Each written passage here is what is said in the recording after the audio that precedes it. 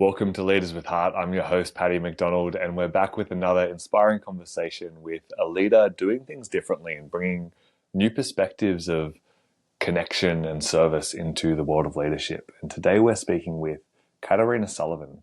Caterina is the host of the Politics Done Differently podcast. She is a sustainability consultant and a champion of the Sustainable Development Goals here in Australia.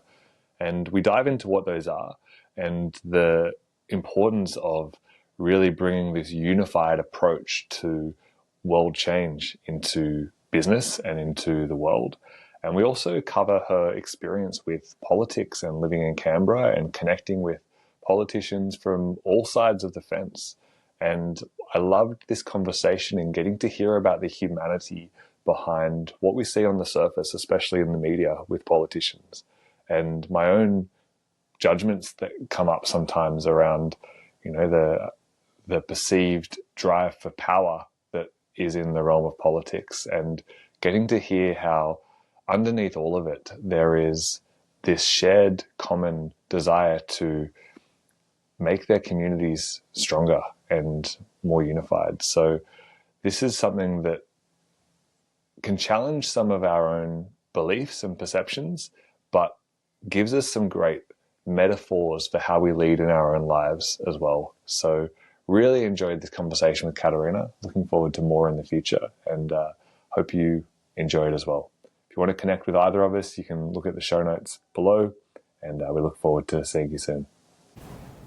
Welcome to Leaders with Heart. I'm here today with Caterina Sullivan, host of the Politics Done Differently podcast, the champion of the Sustainability Development Goals, and sustainability expert as well. So very excited for this conversation, Caterina. I don't know if I call myself an expert. I would. I try my best. I would, yeah. Thank you for being here. And really excited for our conversation, just getting to chat before this. I love how deep our conversation's already gone, and there was a lot of it that I wish I had have recorded. But we'll just trust in the flow of what we're here to talk about today. And I think where I'd love to start is, connecting with your podcast and looking at the way that you're sharing politics with the world. I think it's such a fascinating angle that you're bringing to this. Yeah. For me, when I think of politics, I don't often think of Leaders with Heart, which is my passion in this podcast. Yet I really value what you've brought to this, where you're really highlighting the individual motivations of each of the politicians that are coming at this from a desire to serve. And I'd love for you, actually, if you want to share anything about what you said just before this on the podcast about that unifying factor amongst all the politicians. Yeah, so I think the thing that really drew me to start Politics Done Differently is that I was working in the Australian Parliament House, not as an employee of the Australian Parliament House, but as a lobbyist for social enterprise, and also for my own not-for-profit organisation around the global goals. And I was meeting all of these people that I saw the way the media was talking about them, and realised that they are all in that position for the same reason. And that's the one reason that you mentioned is they want to make a difference and they want to create a better future for Australia. And I just really felt called to this idea of making people aware of that. And sometimes we get caught up in the policies and what they're doing wrong and all of the bad things that happen in politics, because I'm not going to pretend that it's this beautiful place of calmness and serenity and everyone hoping for a better future, because there are a lot of nasty things that happen between politicians and within the party ranks, and it can be very cutthroat. But the reason that people are there is because they want to make a difference. And I wanted to cut through. We started, with this 24-hour news cycle, and then it became what I call the 24-character news cycle, with platforms Twitter or X and social media, where you had to try and fit only so much of a headline in so many characters and make it so people want to click on it, as opposed to really spend, between 40 minutes to 60 minutes of just sitting down with someone and asking what they really believe in, what they're really passionate about, and what they're really doing to help people. And you go through these incredible layers of what you think are tough exteriors, or you hear them in question time and they come off a certain way, but it's really a bit of a show. And deep down, these are all people that are trying to make our lives better. So it's a beautiful thing to do. Sometimes can be a bit jarring when you see some of the policies that come into place from the same people that you're like, but we had this great conversation. But yeah, it's been really rewarding. I love that perspective. Even just in that share you just gave, it helped me realize that, you know, the difference between having an intent and then being able to execute it in a very complex environment where people are making decisions for a nation of, in Australia's case, 25 million people. Like, of course it's going to be a little bit of a disconnect. You know, they're doing their best as humans, so I can have a lot more empathy off the back of that. Yeah, and if you think about in the lower house, electorates are around 150,000 people. If you put 150,000 people in a room, you will get a lot of very different beliefs and perspectives and experiences of the world. And so trying to lead in that situation and making decisions on what your experiences tell you is best. And then there's a whole lot of other things that play, like party politics and donors, and it gets quite messy. And then if you look at the upper house, you've got people with states of millions of people, and they're a senator to represent those millions of people. And you've got everything from people living in inner city Melbourne all the way through to country Victoria, and those struggles are completely different as well. And trying to represent that diverse population is really challenging. So it's not not something that I could ever imagine wanting to do, to put myself in a situation where I have to make decisions for that many people. So I really respect anyone who gets into politics, because it's a lot harder than we give it credit for. I love that. Yeah, and I think that's something I've really noticed from you is this light that you bring to this conversation and to the way that you view this. For me, in the work that I do, whenever someone makes a mistake or whenever somebody is acting from a place of their own trauma or fears or anything like that, the solution isn't to judge them. It isn't to shut them down or tell them they've done wrong or punish them or anything like that. It's to really celebrate the light and help feed that so it grows. And I love that you're bringing this light into a space that is ultimately, the leadership that affects the majority of people's lives more than any other leaders in our country, right? So and I think if you sit in question time, I don't know if you've ever had the opportunity, whether it be in federal parliament or state parliament here, but if you actually sit in the gallery for question time, and it doesn't have the same effect on TV, I find, because I watch question time a lot.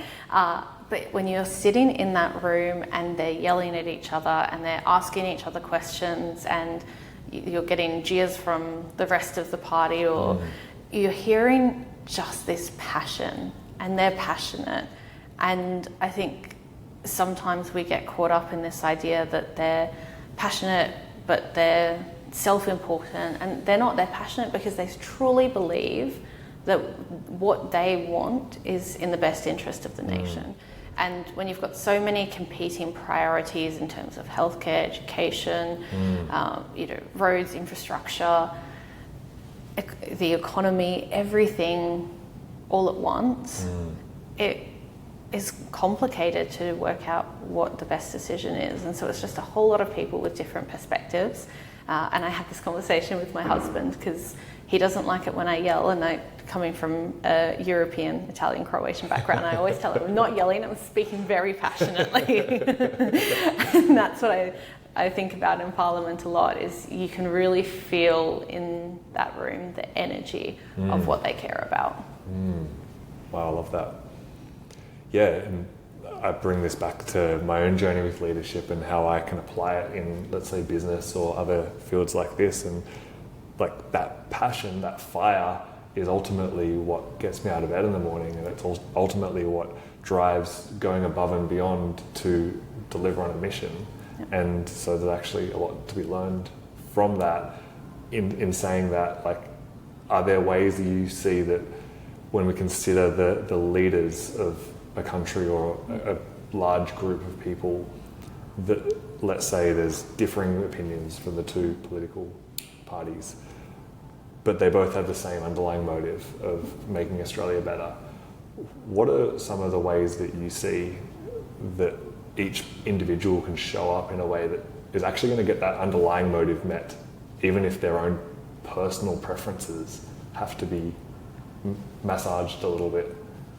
Yeah, I think it's definitely difficult in a party system, because you've not only got the needs of your electorate and then your own personal beliefs, that it's hard to not let them come out when you're trying to make decisions, because they're your experiences, your opinions, and your values are what shape you as a human. And you can't remove that filter completely. You can try and be a little bit more objective and listen more to people, but you can't completely remove that. And I think we sometimes put expectations on politicians that they should do that. But then on top of that, you've also got party politics and making sure that you're towing the party line. And I've seen, recently a few politicians struggle with some of the things that are happening globally, and I can see them trying to call out behaviours that are happening within their party without disrupting that function, because it is like a family in a way that you've got to stick together. Like I know when I talk about my family, we try and be a united front. It doesn't mean that we don't have our struggles and our issues, but we don't try and fracture that by talking badly about one another to anyone else in a way that's not constructive to us working through our relationship. And it's the same with a political party. Like, you don't want to go out and start saying nasty things about your fellow party members. You should be having those internal conversations. So it can be really difficult for politicians to find that balance. But I think taking that time to check in with their values and know what those are. And when I speak to politicians on my podcast, they do know those values. It's not, they don't have to dig deep for them to come to front of mind. But I think the next thing that's really important is the listening. Some politicians do that really well, not just listening to their voters, but also listening to people who are experts in areas. If we're talking about conservation, the voters might not necessarily be an expert in that area, but they might be able to call someone in from outside of their electorate that can educate them on that issue for their electorate, and really being open-minded and willing to take on that feedback and be led by the people that they're meant to be representing. Yeah, love that. What's coming up for me hearing all of this is wondering whether there's a desire, and if there is, if it's being done already, for like greater communication and bridging of the opposing sides. And so like it feels like there's a default modus operandi in the political system of us versus them. And that's not just the politicians, it's the voters. I'd include myself in that, right? Like there's just this tribal mentality of, and we see it in America even more than in Australia. And it feels like that piece there is actually almost the root cause of some of the dysfunction for me. So I'm wondering, like, is there a desire from each of the parties to have a greater cooperation, or is that just not going to happen? Is that a pipe dream? It's an interesting question. So behind and I wouldn't say closed doors, because it is out in the open. It's just not really put into the media much. But there's parliamentary committees where politicians do get together and they work on a particular issue. They call for public submissions, they interview people through hearings, and they work really cooperatively on those committees. And that's from across the political spectrum. And on top of that, you've also got parliamentary friendship groups, which are people who believe in something like, it could be something like yarn, which I'm really passionate about, and they create a friendship group and they get together and they just celebrate Australian yarn and people who are doing great things with yarn in Australia. And it's a lot more social and informal. It's not, it's not about policy necessarily, but just bringing people together. And that happens across the political spectrum. And then on top of that, there's a lot of social activities. Like I know a few politicians that get together and play basketball, or they go for runs together when they're in Canberra, and that happens across the political divide too. Okay. So there's a lot of these really beautiful moments, and I always recommend that if people really want to engage with politicians, they should follow them directly on social media, because that's where you get the direct, unfiltered information. And not saying that the media shouldn't be able to put analysis and put commentary on it, because that's also important. But I think both pieces are really vital to understand our political system. I think we tend to get more excited about politics when there's a bit of drama in it. And we help the media buy into that drama, because the media knows that if they have a clickbaity headline about some kind of big political scandal, you're more likely to click on it. And media companies are businesses and they need profits, and they know that if you're clicking on that, that means that the voters and the people of Australia want to see more of that kind of content. So it's a little bit on us to really dive into what good is happening in Parliament House, and that's what I was really passionate about with Politics Done Differently, is bringing those happy stories of people getting together and playing basketball, or people going on runs together, and joint community activities that happen across the political divide, because it's not all doom and gloom all the time. And for us to take some time to even write a letter to our local MP and say, hey, what exciting collaboration have you worked on with the opposition or with the other party, because I'd love to know how you're working together for a better Australia, and put that pressure on them, because that's what they're there for. I'm really big about political engagement. In where I live in Canberra, in the ACT, our territory government is what's called a Hare Clark system. So we actually have 5 electorates and 5 representatives each electorate. So I have 5 people in Legislative Assembly that represent me. So it means I can annoy 5 different politicians about my one issue, which is fantastic for me, not for them. And I feel like that fosters a little bit more collaboration, because in my electorate, for example, which is quite central in Canberra, I've got one Canberra Liberal, 2 ACT Labor and 2 ACT Greens. And so they all have to work together for the betterment of Kurrajong.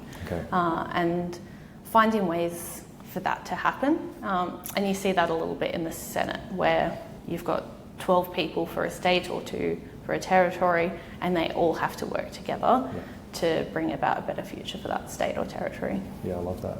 Love that so much. Do you feel like there's a desire from within the political world for greater engagement from the community? Is there a desire for more like two-way communication? Because I guess the context for this, politics is not something I think about. It's something that I'll vote and I'll put a solid hour of thought into it maximum. Because I've already got my set of values that I feel are aligned. But when it comes time to actually think about how the political system works, I just have to really, it feels just trust that it's just being done the best it can be. But I feel like hearing you speak, there's so many more layers available for me of ways that I could work towards the type of change I want to see in my community, if I wanted to put some energy towards that. And I think when I tune into why am I not doing that, firstly, I think it feels way too complex to understand, and I'm already feeling less of that hearing you speak, so thank you. And secondly, it's that I don't trust that my efforts are going to yield anything. It's because I feel like the system or the people don't care about what I care about, and they're just going to shut me down. And so again, I'm feeling that lesson from you speak, but I'd love to hear is there a desire, and also like how would someone like me actually work to get my voice heard more? Yeah. And look, Paddy, you're not alone in feeling distrust in the system. There's been quite a few reports done on voters' trust in Australia, in our democratic system, in the people in power, and it has declined significantly. Some reports say that, you know, by 2025 we're going to have almost no trust in the system, which is pretty scary. It's definitely lower than it was, say, in 2006. It's gone downhill pretty rapidly. And part of that has to do with the fact that we have so much information available to us, and we're being bombarded all the time by social media in terms of where all these political stories that we're getting told all the time. And even from overseas, we're hearing what's happening in the race for the presidential election, probably more than we would need to know as Australians. And I think that makes people less trusting in the process and a little bit less engaged, because it seems like a lot's happening. Politicians definitely want to increase engagement. The ones I've spoken to, at least, a lot of them engage in door knocking, which is becoming increasingly difficult because we're moving into more apartment-style buildings, and you can't door knock an apartment complex the same way you can walk down a street. They definitely want people to engage, but I think there's a bit of a disconnect between people feeling comfortable to do that. I know for me, I can send emails quite readily to my politicians to say, hey, there's an issue with this, I need your help. And I've been lucky that I've had fantastic politicians there to support me when I've been sick and I've needed support in my business or anything else. They've always pointed me in the direction of resources that are available, because sometimes you don't know what's out there, you don't know what government initiatives are already in place. And if you just ask as a constituent, this is before, you know, I got engaged in all of the work that I do, just saying, hey, like, I'm in this situation, can you help me? And quite often it's probably an email that they've already got sitting as a template ready to go, because they know all of these policies. They're across that, that's what they're there for. And I think by starting to have those conversations, and I felt a lot more comfortable saying, you know, now this is what I want to see from you. And that's what they want to hear, because they don't know they have very busy lives as politicians, being in Parliament. And you talk about federal politicians, they're away from their home 20 weeks of the year, from memory.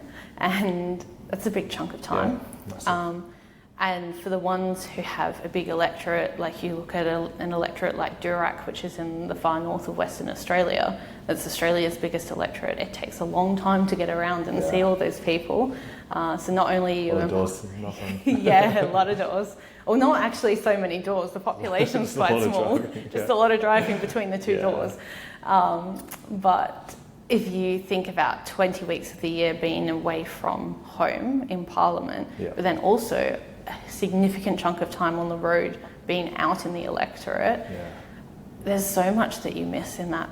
So politicians really want people to come to them to say, hey, by the way, this is happening. And we have that availability through, it doesn't even have to be a letter, it doesn't have to be that formal.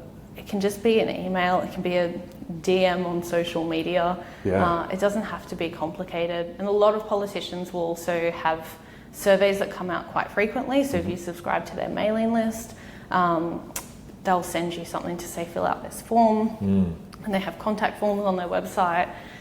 All of their email addresses are published publicly, so you can contact them. There's so many ways to engage, and they definitely want to hear. Sometimes if they get a large volume of emails about the same issue, they might not necessarily respond to them all individually, but they might say, you know, I've been going on about the footpaths in my street for 5 or 6 years, and they might put that in a folder called footpaths.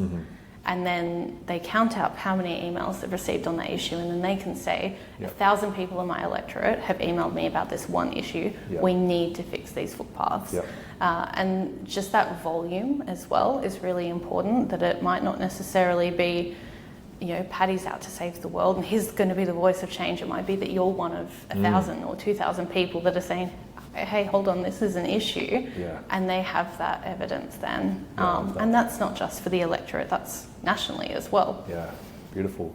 Yeah, it makes me think again, as any leader, that whenever I'm in a leadership position, the most valuable source of information is feedback from the people that I'm leading, and knowing where the collective wants to be led. Yep. So that makes sense that they'd want to hear. And I feel like, again, just sometimes when I think about my mission, and anyone who knows me knows how passionate I am about the dingoes and their role in Australia's ecosystem, there's a number of different ways that I could physically make changes myself, but I'm not the one who's going to be able to change the laws. I'm not the one who's going to be able to, get this message heard by the people that have that power. But I can start to spread that message, and I can be a bit more direct about it as well, rather than putting a podcast out about it and hoping that people hear it. I can actually just speak directly to the person. Yeah. Which feels amazing. Yeah. And there's different ways of engaging politicians in that conversation. It can be your local member, it can be the minister, the shadow minister, the spokesperson for another party that's not one of the major two parties. Mm-hmm. It can be a parliamentary committee if they open up for an inquiry. It can be a friendship group. There are different levels of engagement, and they each come with different benefits, and I'd say do all of them if you've got the time. Time poverty is a real thing, and it's another reason that some people feel a bit more disengaged in the process than they used to, is because we feel time poverty more. I don't believe that we are more time poor. I think we just feel it more. Sure. And so we don't think high on our list is change making. And I just wanted to challenge you on something, if you're comfortable. Please When you talked about not being engaged in the process as much because you feel like it's a little bit inaccessible. Another reason that, and checking both of our privileges in this conversation, another reason that people sometimes don't engage is because they don't feel like they have much to engage on. Their life's not directly in threat.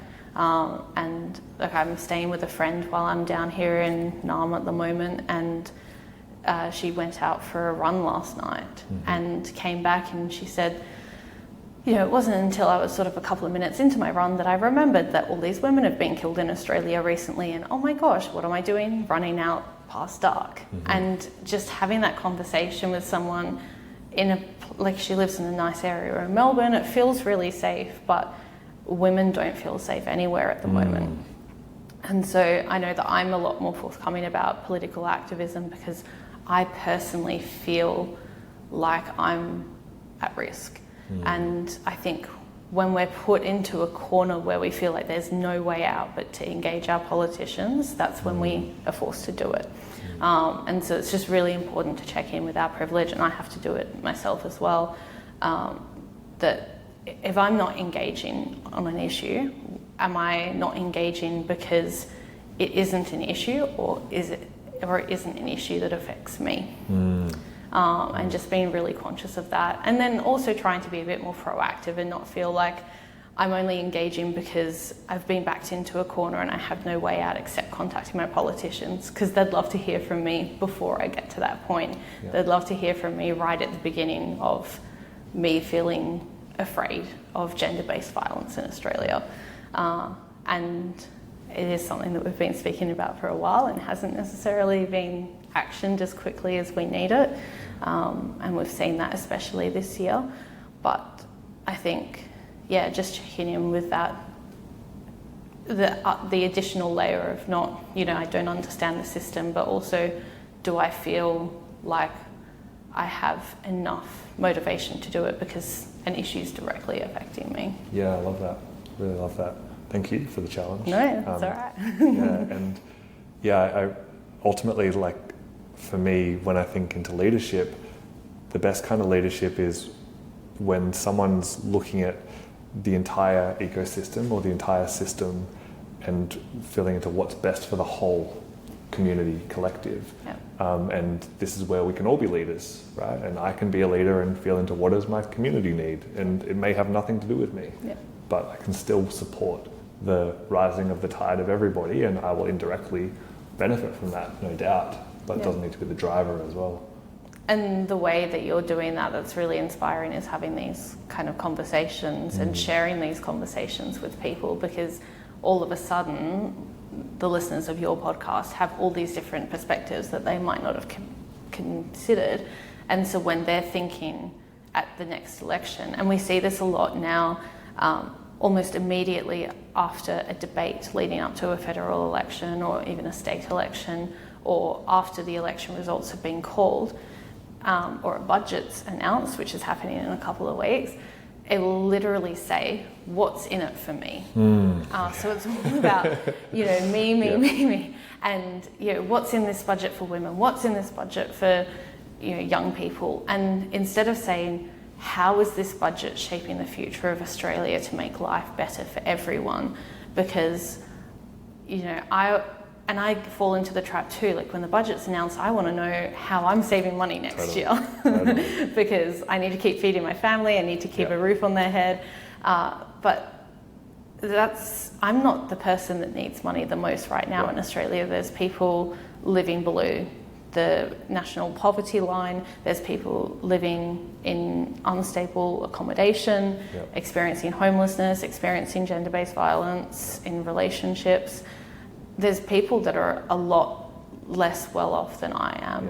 And so I always try to challenge myself. Like, of course I'm going to look at the budget and see what is in it for me, but not get upset when there's not anything in it for me. And I know we often see articles of like, oh, there's nothing in it for people that are on a stable $100,000 a year income and have 2 kids. And I'm like, yeah, but they're not the target market. Like we're trying to work for a better Australia, because when we're helping the people that need it the most, then we can get them back contributing into the economy. And then we're actually growing the resource pool that we have to provide better services like hospitals, like roads, like parks, and all the things that we want as a country to make our nation a better place to live for everyone. So really taking that holistic approach. It's challenging. Yeah, I hear that. I love how there's an acknowledgement there of the human self that is going to have that instinct to be like, cool, like, am I safe? Am I going to be looked after? Am I supported? And I definitely have that too. The first thing is like, cool. Oh, that's what matters to me. Great. But then taking a breath and remembering that that's one layer of our perspective and there's a higher perspective available. Beautiful. I'd love to pivot and speak about something that you're also very passionate about, and that when first meeting you, was super excited to learn more about, which is the Sustainable Development Goals. And this is something that you're definitely going to speak to way better than I can, but just to kind of give my own personal perspective on, like, I love how there's been focused effort from the world to systematize values, to really help provide a structure and a framework for values of the heart to be woven into our systems. Because sometimes when I think about the systems in our civilization, the reason they feel cold is because they're lacking some of this heart and some of these values, and there's been a real attempt to weave them in. And so I don't know much about them, but I know that I like them, and I'm excited to hear more about them. So if you'd like to share anything about like how you got into them, why you're excited about them. So I started working on them in 2015 before they were even officially the global goals. I was in New York working with the Global Citizen Festival. We had a concert in Central Park of 60,000 attendees, Beyonce, Coldplay, Ed Sheeran and Pearl Jam as the headliners. Nice. And all these different world leaders coming together to make commitments to achieve the global goals for sustainable development. I fell passionately in love with them because I'm someone that likes colours, structure. Yeah. I like simple language. I feel like when we talk about development agendas, sometimes we use really technical, jargony language that makes it inaccessible for the people who, need the most support, especially, when we look at goals around education and literacy, and then we're using really complicated language. I'm like, how can someone who has, greater need for literacy and education, how are they going to access the language that we're using? So I'm very passionate about how simple they are to understand. They come with pictures, they're great for kids to engage with. And I just fell in love with this concept that we have these 17 goals, 169 targets, and most importantly, which are always forgotten about, the 232 measurable indicators. Okay. So we've actually got KPIs to make sure that we are achieving this whole development agenda to make the world more sustainable. And so I was working with the Project Everyone team, which was being creatively led by Richard Curtis, who may know of him, but may know probably better his work. So he screenwrote Mr. Bean, Love Actually, Four Weddings and a Funeral. Like he's a bit of a genius. And spoke to him and said, I really want to bring this back to Australia. Spoke to the Deputy Secretary General of the United Nations, Amina Mohammed, and explained the plan I had for the global goals in Australia, because at that time it was really, the international agenda was really focused on refugees and specifically crossing into Greece and the UK. And that wasn't so much on the Australian agenda.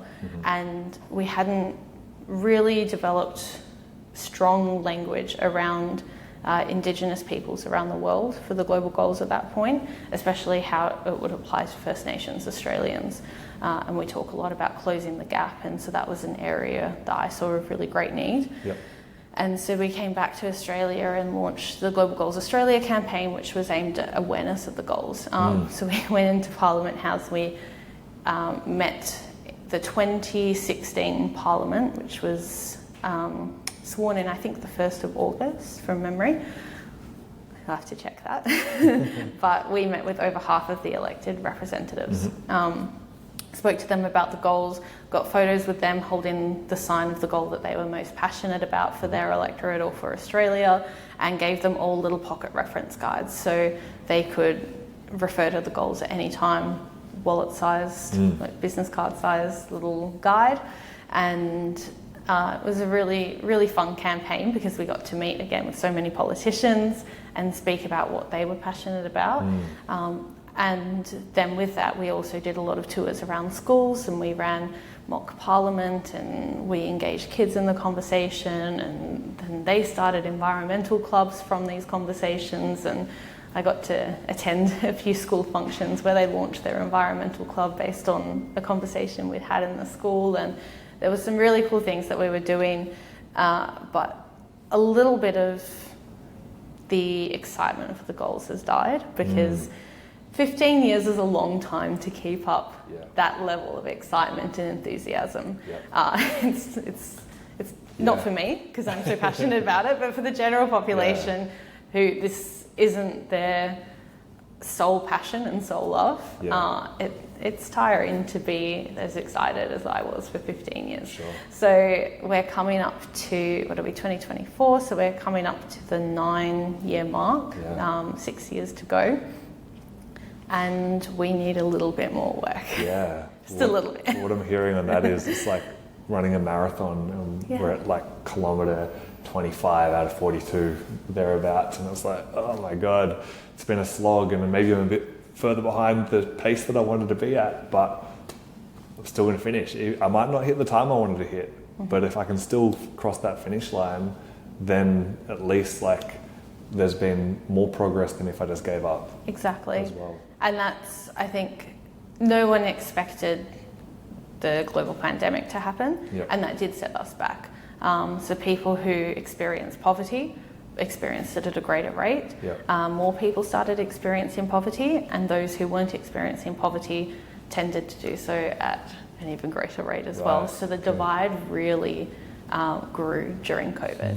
And just checking in on the expectations we have on ourselves as a community of understanding no one predicted that to happen in the middle of the time frame of the global goals. But if we don't try, then we're not going to get anywhere. There's that ridiculous saying of shoot for the moon and land on the stars, even though stars are technically further away than the moon. But that concept in general, like, you know, let's set our goals high, literally our 17 goals is really high, higher goals, and hopefully we land somewhere further than what we are now. Amazing. So let's get excited about it again. Yes. What? Tell me more. Like firstly, what are they? Like not the 17 per se, but like what's the concept here and why are they important? So the three key messages of the goals, if you break the 17 down to just those three messages, is end poverty, fight inequality, fix climate change. So, you know, little to-do list items that are pretty easy to check off. And I think that sort of speaks for itself and its importance. Like we cannot continue to function as a society and as a planet the way we're going. We need business as unusual. We need to do something drastically different to ensure that, you know, I've got a little boy, I know you've got a little one coming into your life, and we want them to enjoy life the way we enjoy life. We don't want to be fretting about their future or their children's future or their children's children's future. We want a happy future for them and a sustainable future.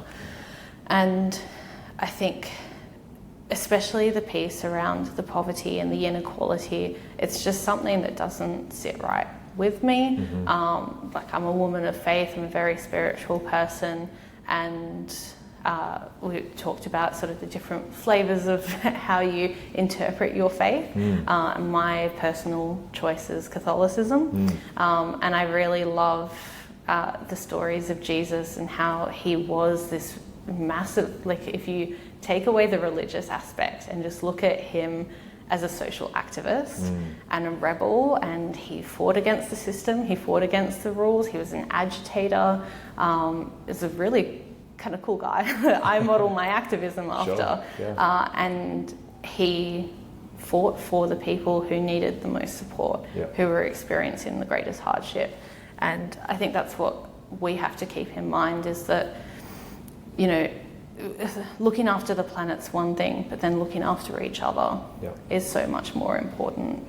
Because the human experience shouldn't be one that is so difficult for some and so easy for others. Powerful. So what would be the way that someone who isn't necessarily connected to these goals at this point in their life, what would be a simple way for them to engage with this over the course of the next 6 years? I mean, we talk about this term, I don't know if you've heard of slacktivism. No. But it's literally doing the bare minimum to raise awareness, and something as simple as, you know, posting the global goals on social media or just having a conversation with a few friends about them. It not only raises awareness in other people, but is that really easy first step to sort of inspire you to do something more.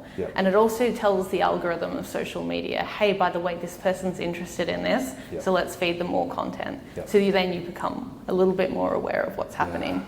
So I know when I share a post about gender equality, then all of a sudden I'm getting so much information about, you know, things that need addressing, but then also what's going right in the world, what great policies have been introduced globally, and what can we learn from those in Australia, and can we implement them here? So I think the first thing to do is have a look at the goals and find out which one resonates with you. Sometimes what's your favourite? It's like choosing a favourite child. But goal 17's always been my favourite because it's called Partnerships for the Goals, and it talks about engaging business, civil society, governments, individuals, schools, households, every single level of our community. How can we work better together? How can we, mobilise resources? How can we share data in a way that helps one another without, breaching privacy? Yep. How can we use IT and other innovations to really push this? It's the how of the goals. So the first 16 goals are the what are we going to achieve, but goal 17 I love because this is how we're going to do it. Very cool. And it's really powerful because it brings that idea, and I love that it's the last goal because it's like saying this is everything that needs to happen, and the only way we can achieve it is if we work together. Yeah. And the symbol for it is literally interlocking circles. Beautiful. And I think that imagery is really powerful. Beautiful. But there's 16 other goals to choose from if 17's not your favourite. So you can go on and choose a favourite goal. Bring out my inner child. Like it feels like kind of almost picking my favourite superhero or something.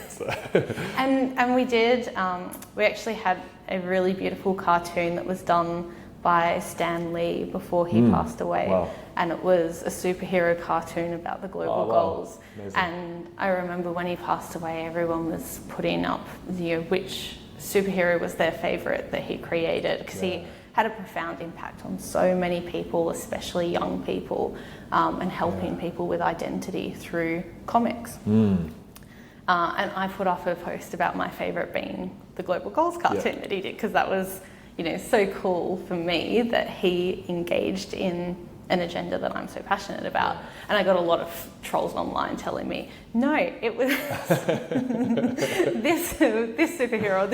And I'm like, guys, just let me have my moment. But yeah, it is essentially that. Like, you're picking the one goal that you would prioritize to save the planet. And it's really important that you realize all of these goals are interconnected. You cannot achieve gender equality if you don't address the climate crisis, because the climate crisis affects women differently to how it affects men. And we see women and children the most vulnerable when it comes to climate. So I've also heard it said that one of the most, the biggest impact ways we can change the world is the education of women in developing countries, because that then reduces the birth rate, which then supports climate change. So it's that feedback loop of each supporting each other. Yeah, exactly. And each of the goals are connected. You talk about goal 2, zero hunger and nutrition, and then you have to look at life on land and life below the water, and how we protecting our waterways so we can make sure that people are having adequate nutrition. Every goal connects to each other. And so while you might choose a favourite goal that you prioritise and say, this is what I'm really passionate about, or it might be 2 or 3, yours might be life on land and the dingoes. But if you address life on land, you'll end up addressing all of them. Yeah, such a great metaphor as well, because like as I was sharing with you before, been in this deep self-inquiry of, who am I, what's my purpose on this planet? And my purpose on this planet, I don't believe, is to try and solve all 17 of these problems, right? But even when I can identify like what is the one that I'm most aligned to, and it might not be in the goals for some people, they might have a different purpose in life. But once I know what is my unique purpose, it doesn't discount the others. Like, I can still support them without necessarily putting my energy towards them, but I can, like, when it comes to debates about things, that going back to the political part of the conversation, I don't need to shut down the other ones because they're all important. Yeah, and it could be an exercise as well of, like, if this is something you're passionate about, this particular goal, you can actually spend some time doing a bit of a map on how it relates to all the others, and if it impacts poverty this way, then how does poverty impact the inequalities? And then you start to feel like the one issue that you're making a change in actually has a bigger impact and has greater power, and it makes you feel a bit more inspired to do something. Because if you're feeling like you're just focusing on education and just getting kids through school, and then that's the tick box and that's the end of your impact, then it can feel, you know, if you haven't achieved that one particular goal, then it feels like, oh, well, I'm not making any impact. But if you have a look at achieving that one goal means that I also achieved this and this and this, and then you've got this whole entire list of things that you've done that has created an impact, then you feel a bit more inclined to keep engaging because you see the momentum build. Yeah, amazing. Love that. Love that.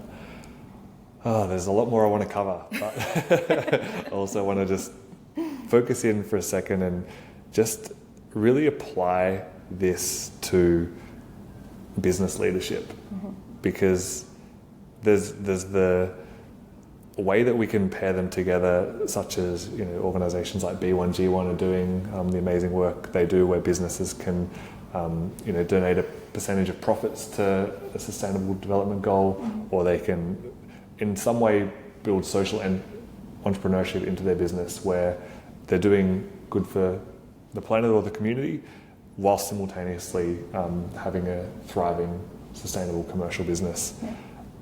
And I guess what I'd love to kind of land on to kind of bring all this together is like, what sort of applications do you see that are going to make people better leaders in their business or in their home lives or whatever it happens to be, that has come from your time in these different worlds that we've spoken about today? Yeah, so I'm really lucky that I get to work with quite a few clients on integrating these practices into their business to achieve a better future. So we're seeing a lot more young people especially wanting to see action from businesses around this. And that comes a little bit from that mistrust in government that we spoke about earlier, but it also comes from the fact that, you know, we realise that if we don't use a plastic straw when we go out to eat, we might save a turtle, but we're not going to save the planet. That huge systemic change, the one that's actually going to save the planet, is going to come from business. And sometimes it can feel overwhelming. Like, I work a lot with small business owners. That tends to be my predominant client base.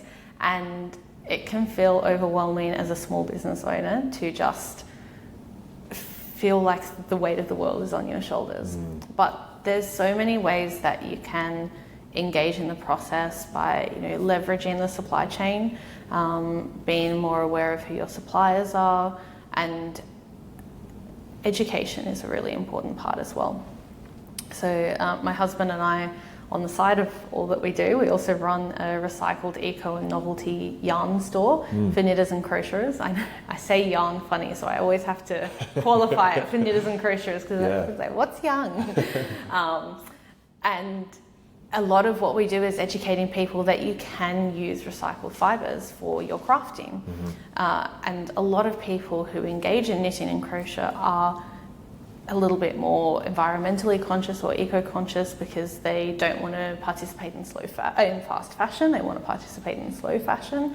And so we educate them about what fibres are out there. Like, we can use recycled plastic water bottles in yarn, but then it comes with a how to care for instruction, because you don't want to be washing them in a washing machine without a bag to protect the microplastics. And, you know, having those conversations to really get people to understand that there's some intricacies to this, but it's not impossible. And so I think for business leaders, checking in on what they can do, what is within their power, because it might not be that they can stop oil drilling or they can, you know, make a huge significant change, but they can do one little step, either within their own lives or within their business, that's going to create a big impact. And the one thing that I always find it hard to talk about, but I know I need to talk about with business owners, is the return on investment. Like, I talk about sustainability because I'm particularly passionate about it. And the clients that I work with engage me because they're passionate about a better future as well. But at the end of the day, they're running a business and they need to make sure that this is impacting the bottom line. And so we look holistically at sustainability and look at making sure that this is a good investment. And it often is. Like, you can access more grants, you can access tenders, awards, you can open up to a whole different customer base, you can have more meaningful conversations and more values-based conversations. And that's so important when we, are out with our yarn business, and it's like, we love the fact that we can go out on the road with our yarn business and live and breathe this. So when we come back to other product-based businesses, we can say, it genuinely works because we are doing this at home. And having those conversations with people about the sustainability of yarn, it's more than just, this is a pretty ball of wool, I want to buy it, thank you. You actually open up a dialogue around their values and their beliefs and their concerns, their fears often about the future. And people get really inspired because our little one's usually with us at the shows, and they feel like they are making a good purchase for his future too. And you start to have these more meaningful connections with your customer base, because them engaging in business with you is then a values-based decision. And you are two people, the business owner and the customer, teaming up together to create positive change. And it's so powerful. Yeah, I love that. Yeah, definitely.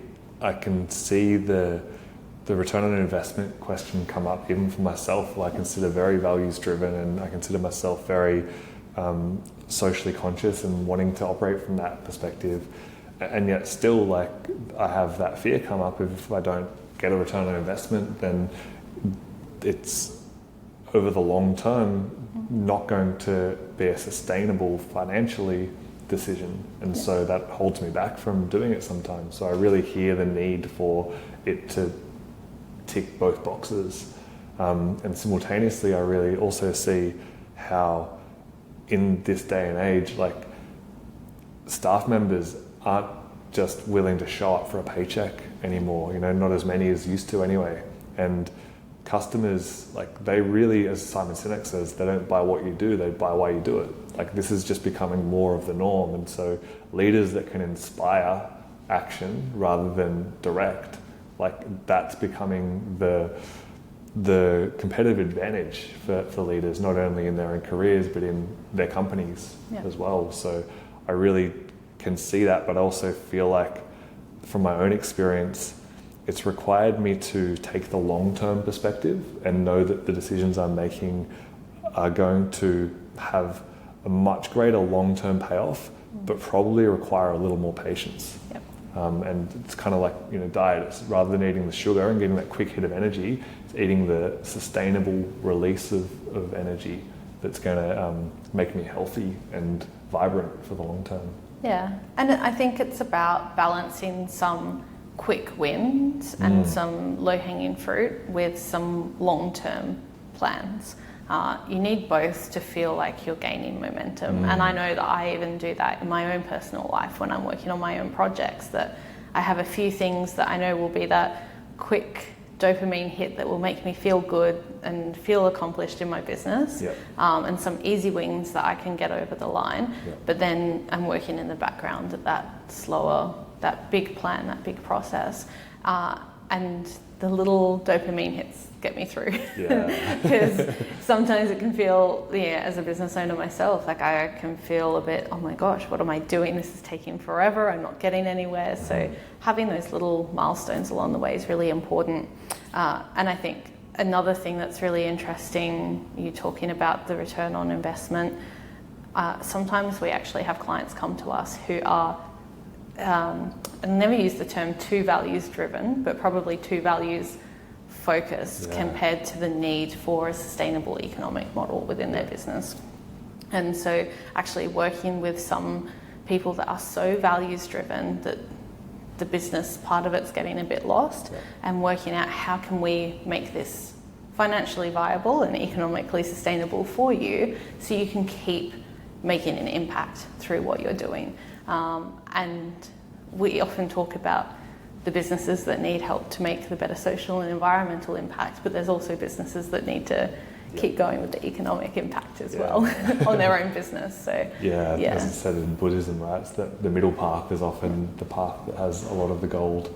Yes. So I love that.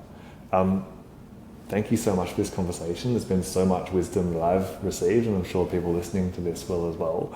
How can people engage with you more, find out more about what you're doing professionally and also the messages you're sharing with your podcast? So I am on social media. I hate that that's like the first point of engagement that we think of nowadays, because these face-to-face connections are so much more valuable. But social media is probably the easiest en masse place to find me. So I'm at Caterina L. Sullivan on Instagram and Facebook. And I'm Caterina Sullivan on LinkedIn as well. Instagram tends to be my favorite social media platform to be on, because I'm more intuitive. It's more intuitive for me. And then I run a YouTube channel that educates people about the political system and how it works in very easy to understand language.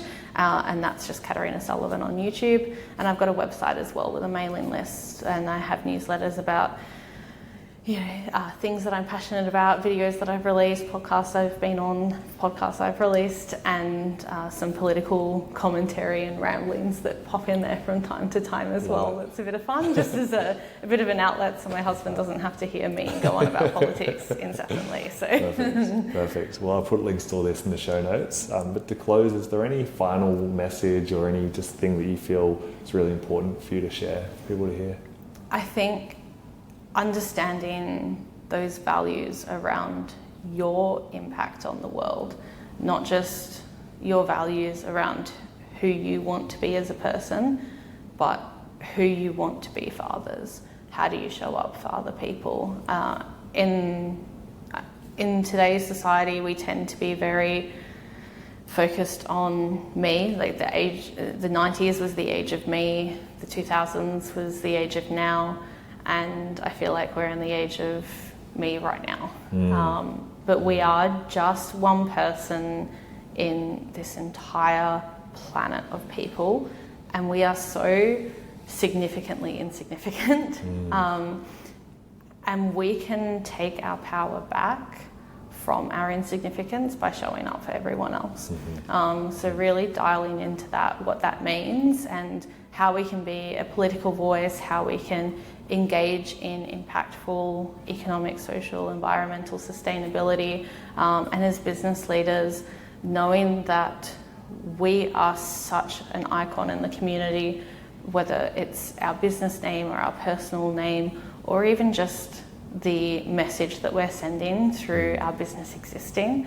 What is that message that we're sharing, and how are we showing up for our customers, our stakeholders, and even people that have never heard of our brand before? What's our brand's impact on them? Love that. Thank you so much. Honouring you massively for who you are. Thank you. You're an inspiration in the way you're sharing your message with the world and helping to bring a lot of light to people, and just that beautiful spirit that drives the whole world to be the best they can be, and really helping to diminish that sense of judgment and one-sidedness that can creep in. So I appreciate you massively, and thank you so much for anyone listening today and watching this, and looking forward to connecting with you soon. Much love. Thank you, Patty. It's been a pleasure. Thanks for being with us on Leaders with Heart today. We hope you enjoyed the conversation, and if you want to continue the conversation with either myself or the guest, you can reach us via the links in the show notes. We love hearing from you. I also love getting connected to new people who are doing amazing things in this space. So if you have any suggestions for future interviews, you can reach out to me as well. Also, if you'd like any support, whether that be individually through leadership coaching, or whether that be for your company in developing leadership solutions, I am absolutely here to help. So you can connect with me and we can have a no obligation conversation. Until next time, have a beautiful week and keep leading with love. Take care.